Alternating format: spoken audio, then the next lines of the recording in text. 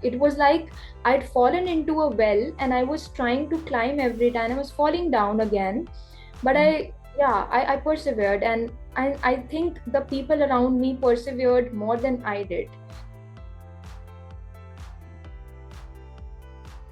Hello and welcome once again to my channel, Say Something with Mads. This is a platform for youth, and like I say, in every episode, that youth from across the globe have this platform to come, share their opinion, share their perspective, share their views on anything and everything which is close to their heart.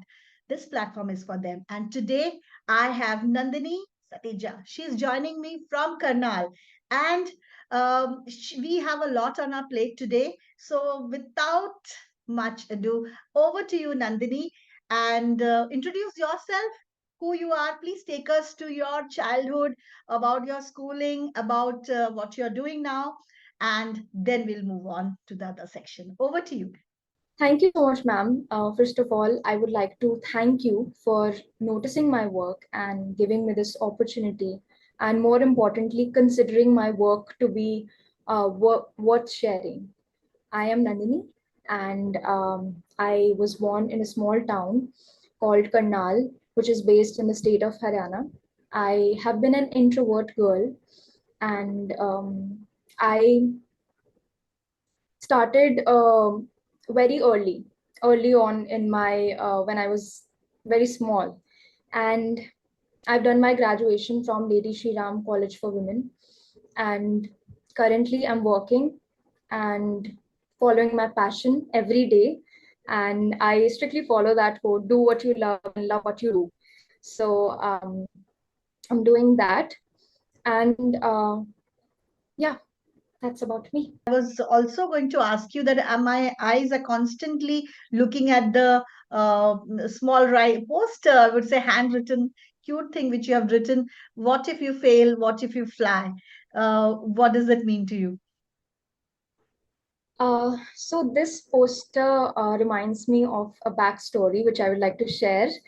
I was Please. going to launch a project, an initiative, as part of my youth-led organization, and I was very nervous. I Hmm. was constantly worrying about the impact I was going to create, whether I do something that is noticed or that creates impact. So I had a lot of questions in mind, Hmm. and suddenly somebody said, "What if you fly?"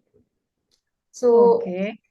I just couldn't resist, documenting and drawing it and sticking it on my wall. Before every new thing I do, I see this, I look at this. Beautiful. And there can't be a better motivation than this. You don't know what you're going to unless you take the jump, right? Remember, we were talking about you a little bit pre-interview, and you mentioned it then, and I want to just talk about it, touch upon this a little bit, that you said that you started early, very early. You started supporting your family at a very young age, and especially coming from Karnal, where there is still a lot of gender inequality. Women are not looked upon as somebody to earn, because I have had I think three more girls, Kanak, Parminder, and they all are from Karnal, and I spoke to them a lot of things. I came to know about the city, and of course, from you, I will come to know what is that breaking the barrier, coming out to work from a young age. So just let us have a glimpse of that, where you started, why you started so early. I mean, indeed, Karnal is a very small town, um, and my reason of starting was very different, Mm. and I had not planned it. It was very unprecedented. Yeah. So I remember I was just 14 years old. I was in grade 9, and my father's health started to deteriorate by the day. And doctors told us that he won't be able to work. He'd be bedridden if he continues to do his work. So that had an impact on me, and every day, with every passing day, I started to cultivate this thought that, sooner or later, sooner, in fact, very soon I'd have to shoulder the responsibility, because that was nothing new for me. I had seen the women in my family do that before. My sister Okay. had done that. My Mm, mother had done that. My aunt had done that. My mm, mother worked to fund her post graduation, mm, and my sister started working very early. So I knew, like, mm, and my family has taught me something in very simple words. If you want equal opportunities, you ought to take equal responsibilities. mm, So I knew that I had to do that. But at the same time, I was very small. I did not know what to do mm, exactly to make mm, or to support my family. So I would just think, and during those days, the results of my 10th standard were declared, and by the virtue of my score, I topped the school. And by virtue of that, my name and photographs were all over the newspapers. And one of my neighbors approached my mother, and she congratulated me. And then she asked me if I could teach her daughter. So I okay. was like, yeah, I mean, you need Oh, a teacher. ah, that started that way. Mm, Yeah. So I was like, you need a teacher, and I want to support my family. That's a wonderful collaboration. And I still remember I was being paid a very meager amount because I was small. I was mm, just being paid rupees 500 to teach for a month. mm, mm, Um, so yeah, and in this process, I found my passion for teaching. I realized that the money was not my motivation. It mm, was the itch to explain things in better ways, and it was the itch to inculcate things that are not taught in conventional school classrooms. I would mm, teach mm. my students. I started my own venture after that, and um, I used to read newspapers back then, and I've been an avid reader of newspaper. That is like a morning coffee for me. And then I would read things, and I would educate my students about gender Yeah. equality. I would teach them about mental health in the simplest ways possible. I would just ask them about their opinions. uh, Okay. what do you think mental health is? What do you think, Mm, you know um, how do you envision our country to be? okay. And Yeah. yeah, so And that's that's how. from that young age, like you were aware of this, right? So you wanted to, yeah, okay. That's how you're beautiful. Go on. Mm, And in this process, somebody asked me one day, your name is Nandini, right? What's the meaning of your name? And I remembered an anecdote which I was told when I was small, that, your name has been derived from a Bollywood movie where Aishwarya Rai, the lead actress, played the role of Nandini. So I would say that to people, and then one day a person asked, no, but what is the meaning? So I Googled it, and I found out that it means a daughter, a woman who brings prosperity and joy to the family. So then, that became a sort of goal, that I want to be the one that, you know, builds the family foundation and keeps everyone together, no matter what. okay. Yeah, I can see that. So, at people won't.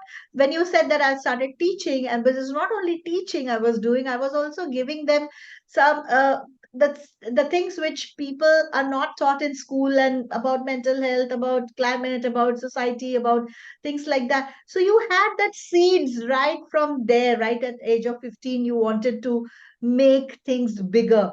So now tell me, you were talking about education system, that it's not. So let me ask you one question, since you are also graduated from one of the best colleges of India, even ranked in world.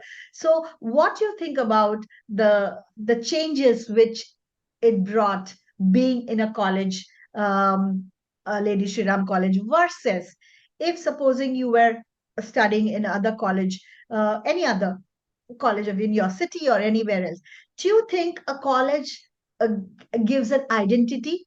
to a person, or you think that identity is what you make yourself, whether wherever you are? How do you say this? So I wanted to know from someone who has been to the best college and someone who may not have got the opportunity to go to a good college, but still has the dream to make it big. So what would you say? I believe I agree with both the statements. Um, and identities, you know, it does not have anything to do with college. But at the Mm, same time, it does have a lot to do with college and how. So I'll tell about myself. I was always very curious, which is often termed as being rebellious, and mm, especially when women are curious.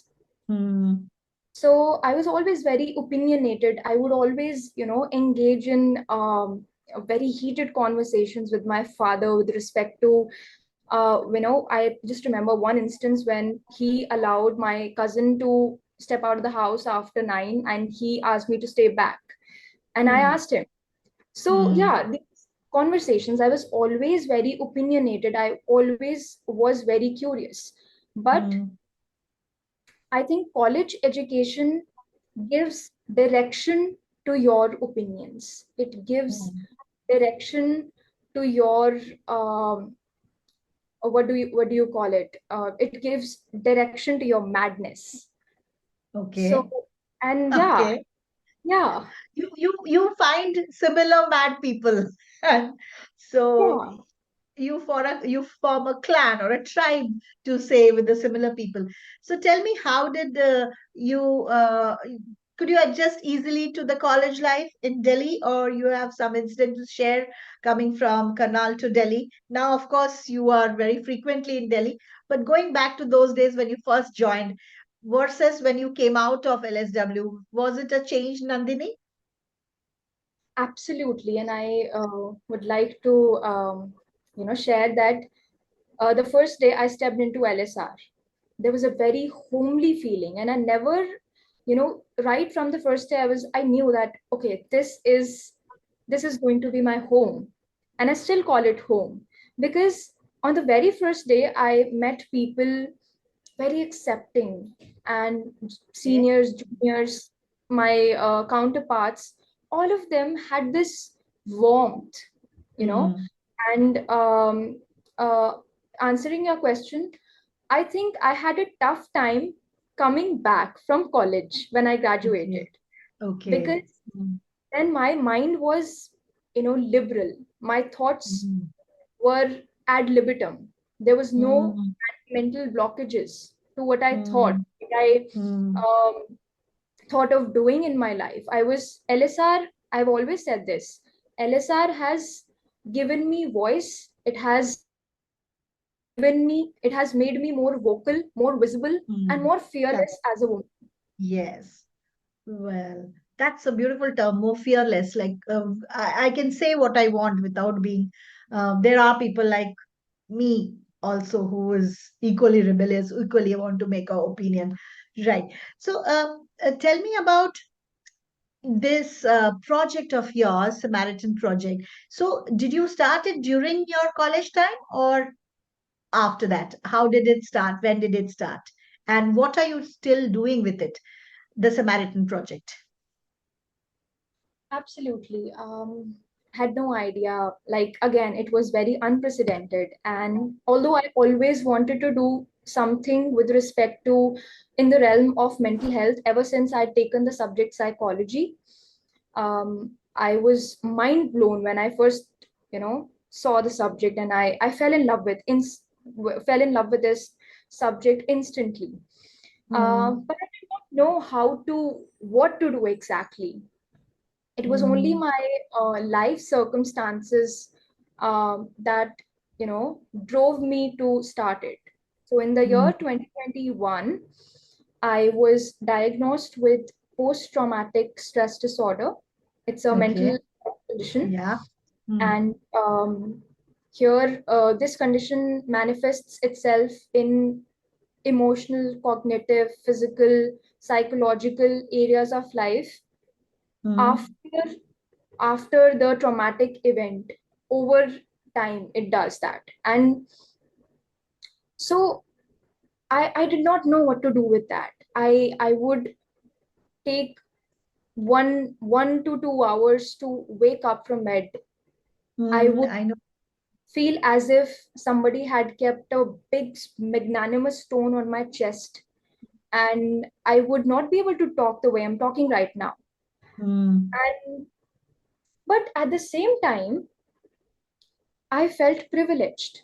And you might mm, be wondering how, but mm, I felt extremely privileged when I shared it with my friends, or when they got to know about it, when my family got to know about it. Although I had my fair share of struggles in explaining how I felt to my family, but my friends, they were incredibly supportive. My professors, my colleagues, and eventually also my family. So mm, I realized that I was privileged, that everyone could understand what I was going through. They knew what it was. And I at mm. least I had the resources to explain them. And then I realized that a lot of people are not able to do that. They don't know what they're going through. So that is how Samaritans was born. And not just that, I remember, um, in one of those very bad days, I remember, searching on the web suicide prevention helplines, and I found there was one by the name Samaritans Charity. And I remember dialing 2, 3, 4. None of them worked, just this one worked. And I was amazed by how warm these people were. And then I was more intrigued to know about what their project actually was. Then I saw a lot of hope. And that is Mm. what I wanted to, you know, pass on with others. And that is how Samaritans essentially was born. So originally, it was not my idea. Yes, It got it. was an amalgamation of my unique experiences, the circumstances Yes. that life threw at me, and the wonderful projects that Mm. have already been in place. Wow. So let me ask you, if you don't mind, a question. How how long did you go through that phase, and how did you come out of it? So was it you went for counseling, therapy? How did you come out of that phase of your mental health, mental issue? Absolutely. Okay, now that I'm thinking about it, um, it was a very rough phase. Like, I remember there was a point that I'd started counting days literally, that when would this darkness Oh, end? And it went on for approximately 5 to 6 months. And I was on medication, I was on okay, therapy, and okay.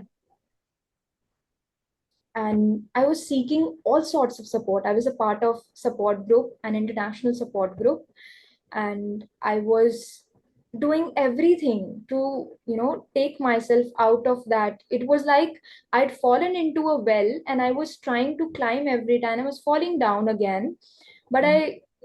I persevered, and I think the people around me persevered more than I did. It was like they were pushing me up. So yeah. Okay. So you said that it was difficult for you to break this problem of yours to your family, because you said the family, I said to last, they came to know more about this, but your friends, your professors, your people around you came to know. So tell me, if you had not done this with your friends, if you have not, do you see this in your area of work, that people still think that no, it will go on its own, it's okay, I will somehow this will vanish on its own? It doesn't happen, right? People might be on the verge of committing something which people are not aware. So tell me, can people make out by looking at you that you are going through this, or you were going to college regularly or doing other things? If you have not vocally shared, would people come to know you are going through something? I think that is very subjective. For some Okay. people, yes. But I think I just answer this question very simply. If you're willing to see, you will. Hmm. So A the little people, changes are there. Like you will have to observe how. Why yeah, I ask this question is, in your family maybe somebody is going on, but we are not realizing it, because yeah, once they close the door, there is no communication. Arey khana khaya kya? Ha nahi khaya, kha lo. Only this communication happens among parents. Sometimes they are in their busy in their life, but what is it that they are going to observe? A little things. Are they talking? Have they become in a shell? Have they stopped eating a little bit? Whatever is, something is a signal which gives them to observe their own children. Am I right? absolutely. And I think the only criteria to observe this is genuine care. If you genuinely care for someone, you will notice. If you genuinely have that willingness to, Hmm. I still remember my friends were so supportive, my classmates were so supportive that I would receive messages every now and then of people checking, Okay. how are you, Checking. Nandini? And again asking me, how are you? Are you really okay? I still remember one of my best friends is, I found her through this. She asked me again, and I was so touched because Yeah. generally what we do is we ask, how are you? I'm good. How are you? I'm also good. And the conversation ends. Hmm. Right. To probe and be persistent, that yes, when you're saying, you can feel it, you can feel that this person has been so chatty, suddenly the chats have become less, and suddenly the tone of the voice, tone of the it's all there. You have to look at it. I'm so privileged that you have shared this with me and then people who are listening. So Nandini, let me ask you a question which just comes to my mind now. What makes Nandini happy? The smallest of things, the Okay, smallest like. gestures. Like even just yesterday, I found a person. So I travel by public transport every day. I do not have a personal vehicle, and I was asking the e-rickshaws, and I was just waved at one person, and I saw a poster stuck on their vehicle, which says that, if you need to let me know where you want to go, and these are the spots. So you point at the spot, and I'll drop you. So this person could neither speak nor hear, Yes. and I Ah, was so touched. I was so touched that the will to do something and earn and have the food on your plate by your own money. yeah. And I So realized this is universal. Everyone has to work. Even the planets are working. true. Absolutely. So a little things of life is what makes you happy. Uh, what if one day you don't see anything good happening? Today's day, supposing after the incidents, what you have gone through, do you always double check with yourself? Am I doing good? Am I doing well? Or are you always guarding yourself against going back and facing the same trauma which you did earlier? What is the mental state of what do you consciously do to keep yourself mentally happy? Thank you for asking me that question. It's extremely thoughtful and comes from a place of great understanding of mental health. I think I found myself guarding myself to a great extent, and at times pushing that guard even onto my face and everything. Whenever I would have a bad day, I would start thinking, because that is how it all started.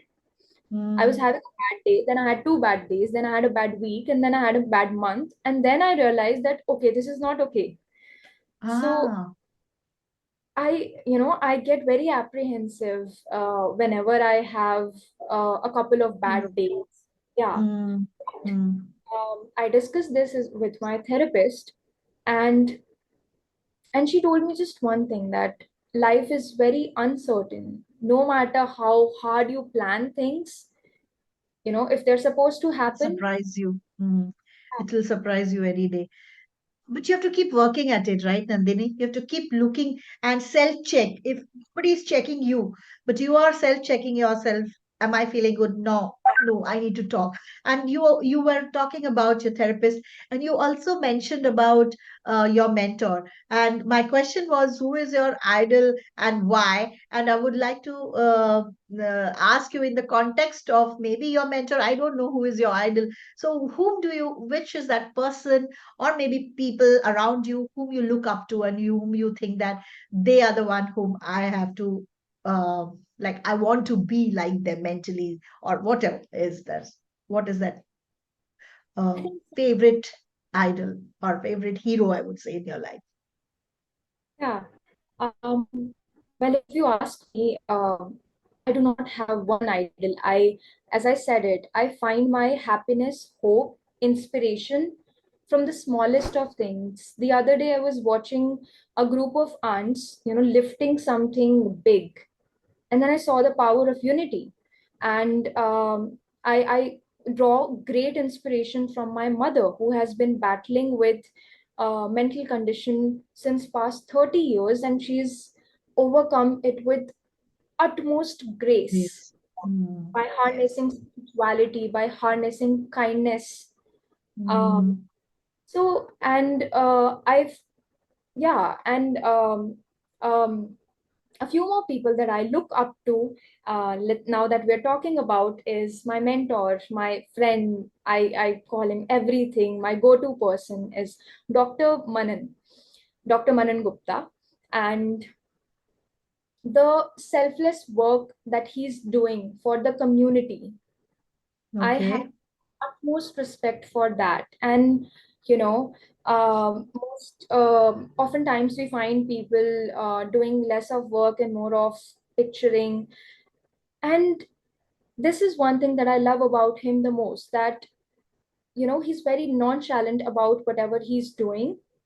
And this Mm, is one thing that I want to inculcate in myself. mm, And I am a great fan of, you can call, Rani Ahilya Bai Holkar. uh, okay. and Yes, we are. I got How how did you when did you read about her? Is it from your history books or is it from some other source? Well, unfortunately, not from my history book.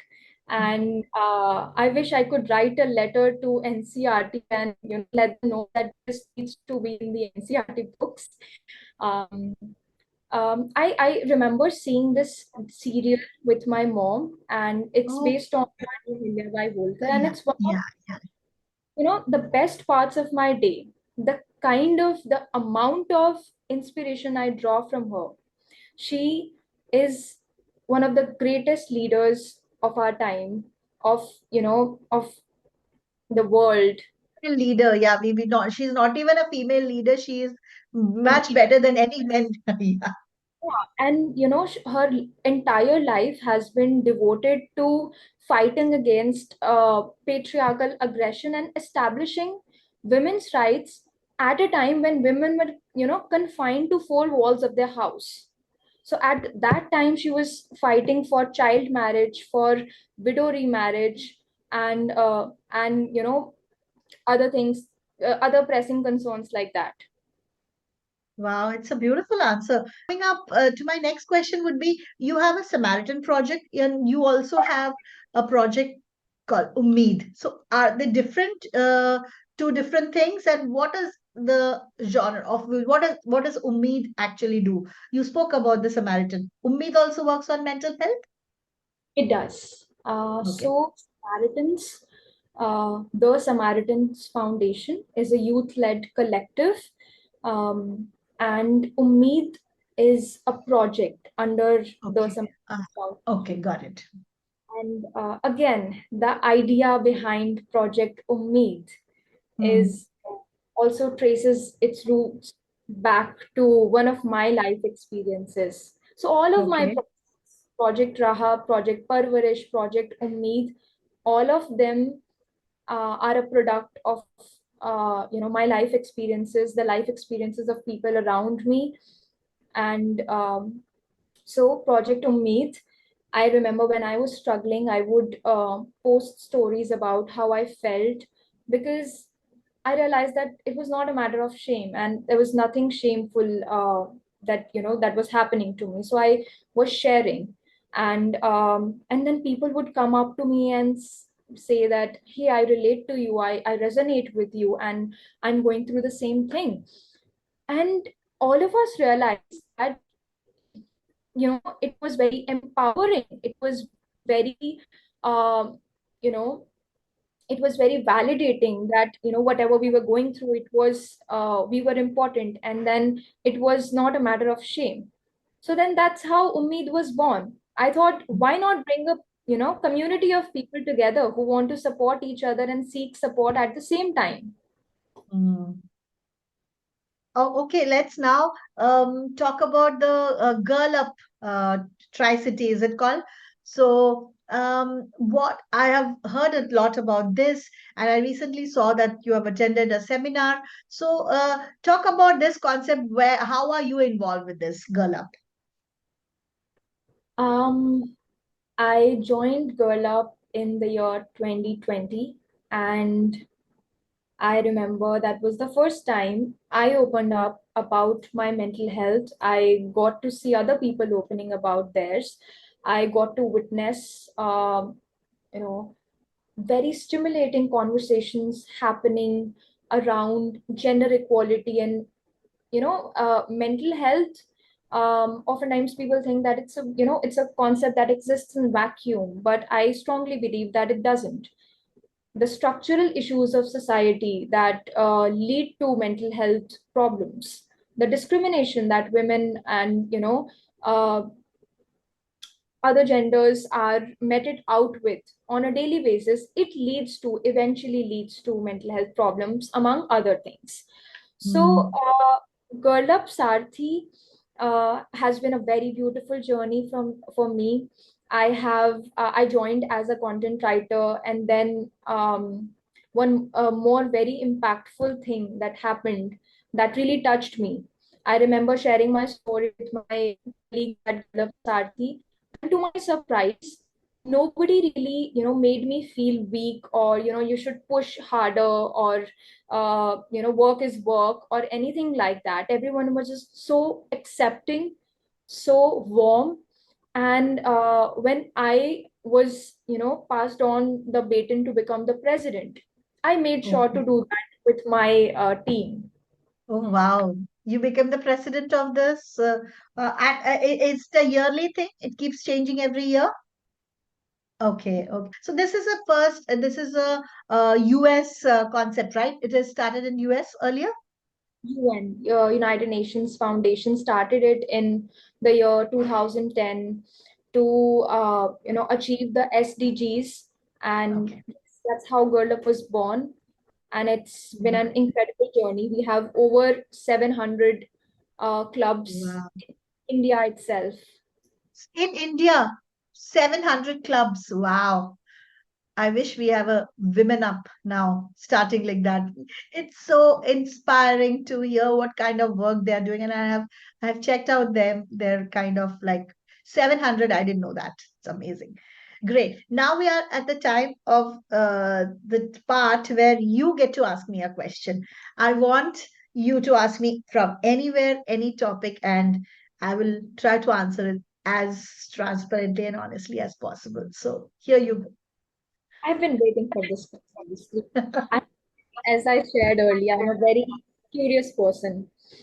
Okay, so since you're an education change maker, I would like to know from you what you think about the Indian education, and how do you envision it in the next 5 years, and what kind of changes would you like to bring about in the Indian education system if given an opportunity?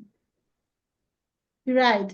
I think this is actually something, the summary of my life and why I left teaching uh, voluntarily is because I don't see. any change in anything for last so many years, but that doesn't mean that people should leave the system. People should try and change whatever you can. But the only thing I think, if I were given one chance, is to introduce neuroscience, brain based teaching to the students, not a counseling room where you go a naughty children and take them, that okay, he is not listening, he is indisciplined, so just send him to the counselor.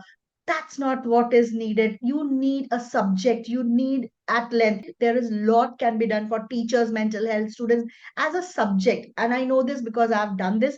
I know how important it is that each teacher knows how to handle a child and each child knows what is going on. So if you work on the brain, things become easier for them to handle, which is never ever addressed, and there is no scope. So why the new education policy says it in one line that there will be neuroscience based teaching, but I don't see it getting implemented anywhere. It's the same old thing. What are we doing even in the PTM? We are just saying, oh, your child is brilliant. Oh, your child has not done well. Is that the feedback needed? So it's just spoiling the whole life by being that one label. I'm not good or I'm very good. Either way, it is bad. So I think we need to change the narrative of giving labels to children. So yeah, it's been an amazing conversation, Nandini, and I really think that your journey, your work inspires the people who are listening, and otherwise, also I learned a lot from you. How empathetic you are towards the smallest changes, smallest things, and you are doing what your passion is, and that you're manifesting in your work. Nothing like that. So I would ask you to summarize the whole talk or end it by whatever way you want. Maybe you want to say something to the audience, or maybe you want to quote somebody, whatever it is. I leave up to you to conclude the session. Well, I love how your questions come from a place of, as I mentioned earlier, great understanding, great empathy. I could feel that, whatever I could say, I was saying, you were able to resonate to that, and or you were able to understand. Mm. Oh, I love that about this conversation, and it was not a set of how did you reach this place, how did you reach that place, how did you achieve this. It was more about what did you do when you reached there. So I loved that about this conversation, and I'm really not ready to leave this Leave now. it. Yes, I think you beautifully summed it up, Nandini. We have a lot in common, and obviously, this association never ends with the end of a conversation. We will build a future relationship based on this, of course. So, thank you so much for being here. You are doing some amazing work, and I am definitely following your work, and we will be in touch. So, thank you once again, my listeners. I hope this brings a lot of joy. The way she opened up about her life made me a better person. I hope the listeners also take a lot of learnings from her.